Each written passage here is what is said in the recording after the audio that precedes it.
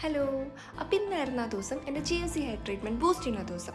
സ്കാൽപ്പിലെ circulation കൂട്ടാൻ വേണ്ടിയിട്ട് laser cap വെച്ച് തന്നിട്ടുണ്ടായിരുന്നു. അയ്യോ മറന്നു, ലേസർ ക്യാപ്പിന് മുമ്പ് 10 to 20 ml ബ്ലഡ് വിഡ്രോ ചെയ്തിട്ടുണ്ടായിരുന്നു. ബ്ലഡ് വിഡ്രോയിനേക്കാൾ മുമ്പ് ബ്ലഡ് പ്രഷർ നോക്കിയായിരുന്നു. എൻ്റെ നോർമൽ റേഞ്ച് ആയിരുന്നു. അത് കഴിഞ്ഞ് 1 hourന് ശേഷം ഈ പ്ലാസ്മ സ്കാൽപ്പിലേക്ക് ഇഞ്ചെക്ട് ചെയ്യാൻ തുടങ്ങി.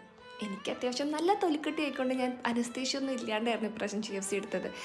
ഇപ്രാവശ്യം എനിക്കൊരു പുതിയൊരു ഡോക്ടറായിരുന്നു. ഡോക്ടർ അഞ്ജു ആണ് എനിക്ക് GFC ചെയ്തു തന്നത്. ഡോക്ടർ PRP ചെയ്യുന്നതിൻ്റെ ബെനിഫിറ്റ്സ് ഒക്കെ പറഞ്ഞു തരായിരുന്നു. It will help to reduce hair fall, okay? Slight baby hair might produce, very slight.